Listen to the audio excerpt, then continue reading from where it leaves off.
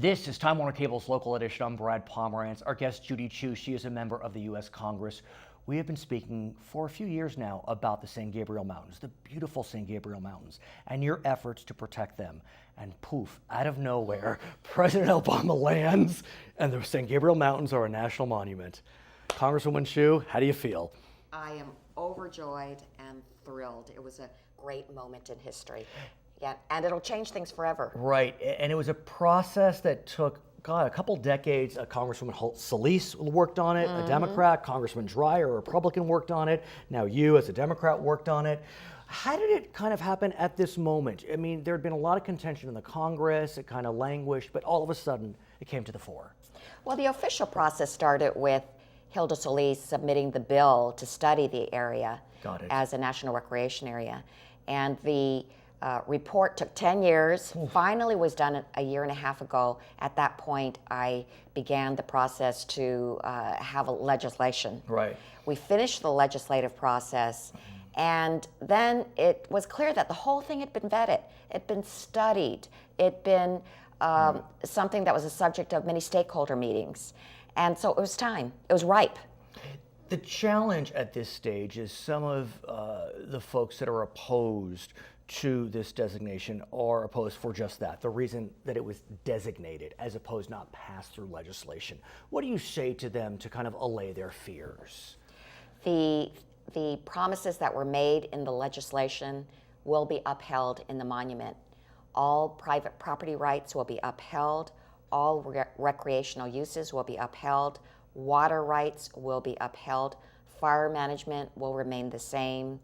So everything that you can think of will be preserved. However, what we will get are more resources for the mountains. More funding? Yes. Yes. Because I've spoken with some opponents and they seem to repeat there's no new funding when you get a national monument designation. It's just another layer of federal bureaucracy. Well, I have some instant news for you on this, which is on the day of the designation, $4.5 million of new funding came forth. Okay, so there is money coming through. I want to kind of talk about that day. I've seen the pictures, we're showing the pictures. What was it like for you to be on that stage, to see the President of the United States sign that? Because look, in the end, when we're long gone, people will know that it was Congresswoman Judy Chu who made this happen. I mean, this is your legacy. How does that feel?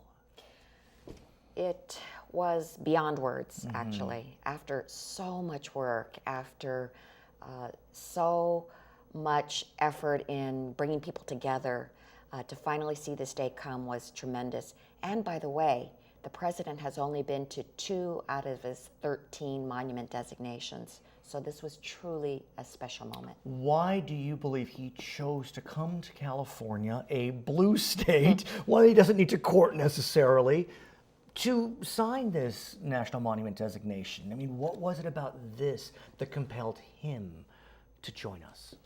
This was a result of his Great Outdoors initiative. Right. He wanted to ensure that there were open spaces for people living in urban areas, and this is the best example of it. There are 17 million people in LA County that live within 90 minutes of driving time to these mountains, who could get fresh air, who could hike, who could fish. How quickly will we see the results of this designation? When do we start seeing progress? Now. Now. Because the Forest Service told me that they're starting the cleanup of the trash and the graffiti right now. Congratulations. Her name is Judy Chu, a member of the U.S. Congress. My name is Brad Pomerance, and this is Time Warner Cable's local edition.